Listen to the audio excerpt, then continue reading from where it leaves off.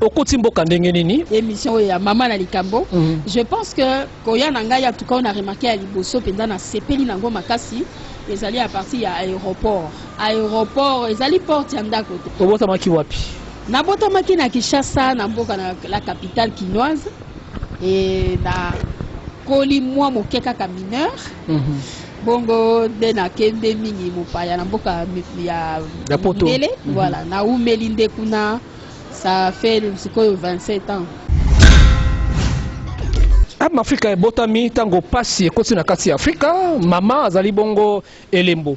Yango moni to bandi nanu na amour parce que bolingo eza moto ya makasi surtout na mboka lokola Congo. Toza na bolingo te. Eloko ane komelaka biso meme pasi na bamboka bapaya oyo tofandi ya mindele. Toko sambela mingi. Me nzambe aza bolingo, me to refletaka yango te.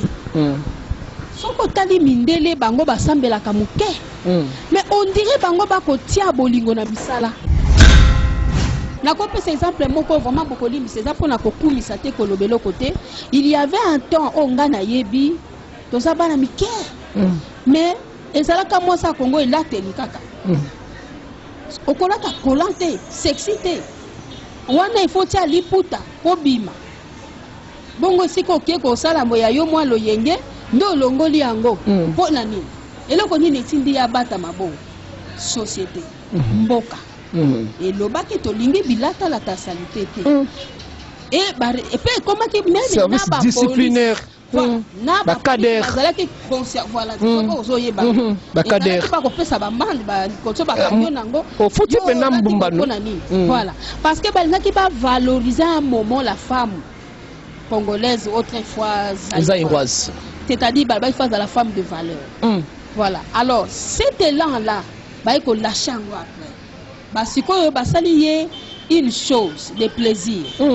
Alors moi si à Congo on a zangi ko ba identité naé à comprendre que je suis devenu une chose de plaisir. Et loko ya bosala li pona ko sepela ya musamoto. Alors pona sepeli ça bien na aider ya ça la choix bien na lati sexy. Quoi monaka déjà. C'est un langage. C'est une tolérance de la société. Alors na place wana ka ko reprocher bango mais société zo sala te za la bongo. Ça moi passe. Et ko aider bango te. Maintenant, c'est un travail d'éducation de masse. Mama feza tikato tikala ngambo yewana tokota sikaole kabateli bongo diaspora oyo zali 27 ans na kati ya mikili ya poto 20 moko ebotami na kati ya poto etali bongo ba combattant. Je pense que na combo combattant wana ebandelizalaki nde résistant. Zalaka nde résistance. Ezalaki les résistances combattre koya après na 2011 tango ba veille ya ba élection présidentielle les kombo wana combattre ya kikoya biso to étudier ka ba problématique papa alors na ba étude wana même tango lobi combattant et combattante normalement concept nango ezali ko combattre mabe moko boye po bolamu moko ekota alors ngapi na salaki na kati tozalaki parce que biso nde ezalaki côté ya basi omoni bako violer basi tout ça là tosaki pe moi ba condamné ba effet wana mais oyo yoza koloba ya combattant boto ba des autres moi biloko bako revendiquer balobaka pe yango ba komba komaka kango en dépit de tout biso tout ba congolais congolais yango nde dénominateur commun na biso ba combattant bozo benga ba congolais bango bazali ko prôner changement ya mboka ya régime makambo nyoso bakomaka balobaka biso to reva to senga kana bango de communication. Il faut que dialoguer na bawo ya mboka, il faut bo s'échanger et ko aider bino pona bo se comprendre mboka zaka moko ko wana to ko kabula ngote.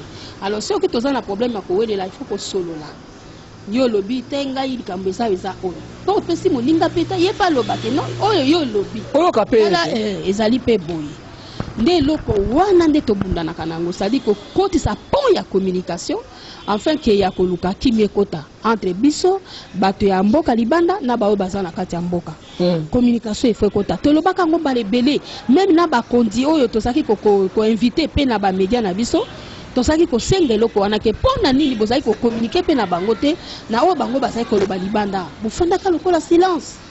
Alors esali ke kitoko te sikoyo ba décidaki ke bakokoma ko communiquer et je pense qu'il y a eu quand même moi ba effort rebelle salemaki communication comme pe kokota bon nyonso tout opesi kaka na Nzambe.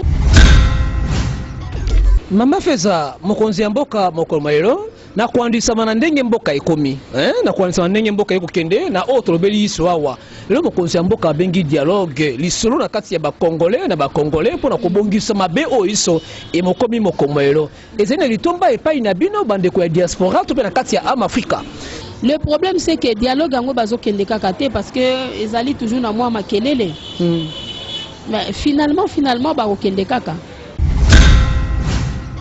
gmail.com www.amalikambo.com okamati biso na makambo na yango iso tokabwani yawa botika bongo malamu mingi ezalaki bongo